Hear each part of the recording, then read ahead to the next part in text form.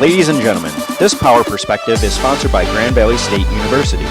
Please welcome the Chief Executive Officer and co-founder of Global Strategic Supply Solution, Lisa Lunsford.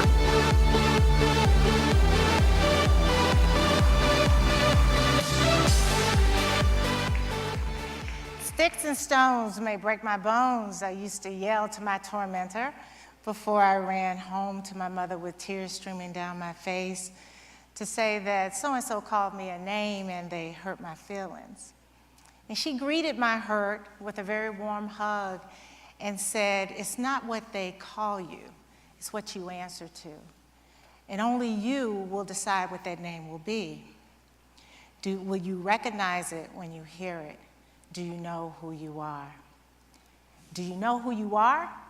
She said it again. I said, yes. I am the daughter of an IRS auditor and an AFL-CIO union organizer. My maternal grandparents were tobacco farmers, and here is where my brothers and I spent lots of summer vacations working in those fields, and I honed my love for cars. If it had not been for Ford Motor Company coming to my school and convincing me that living in Metro Detroit, working for their organization was where I needed to be, I probably would still be in North Carolina having different experiences and not having this opportunity to meet with you all, which I'm very grateful. Do you know who you are? I hear that whisper again. Will you conquer it? Yes.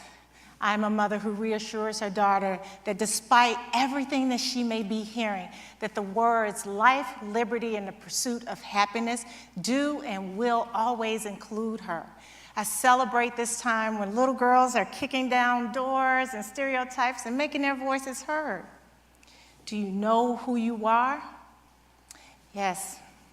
I am the woman who founded GS3, Global Strategic Supply Solutions, a multi-million-dollar Tier 1 automotive supplier born out of the Great Recession, experienced unprecedented growth, and I have a workforce of nearly 100 global tinkerers that are designing products for the mobile ecosystem. Do you know who you are? I am persistent, I am tenacious. I am the face of GS3 sitting at the tables of potential customers, only to hear too many times, thank you, we have one. You have one what? I ask. They said, well, we already have our woman, and we don't need another minority supplier. You can cue the crickets. Well, I can be more than a woman, and I can certainly be more than a minority. My company is an asset-light organization that manufactures metal form products and provides subassembly, sequencing, warehousing, and mobile services. There are a myriad of organizations out there that you don't define as gender or with race, but you can have only one me. Just one me. But I am winning. I am winning despite these cagers of dreams deferred. I say to these cagers, get rid of those biases. Shake off that anchoring bias, that one piece of information that your go-to information to make all your decisions. Let's get rid of that. How about this? Go beyond those references that you tend to go to that only confirm your existing beliefs. Because, my friends, that is not inductive reasoning. And let's let go of your inclination to overemphasize the negative flaws of others as simply inherent when we know nothing is simple. I say to you, I ask you, dream makers, I ask you, life changers, I ask you, decision makers, are you able to shed your biases?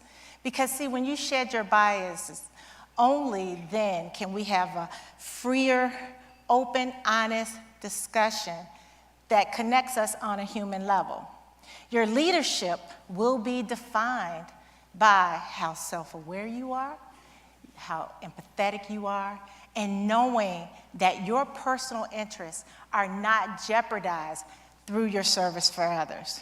Because you see, it's only through that service, that unbiased service, that you can create a collective vision. Do you know who you are? I'm hearing that whisper again. Why, yes, I'm the rainmaker. By the time I'm done, I'll have you convinced that we should forge a relationship to serve a vision that is greater than ourselves. Do you know who you are? Will you recognize the name when you hear it? Yes, I am, my friends, compassionate, intentional, valuing, inclusive, and listening. But you may call me civil.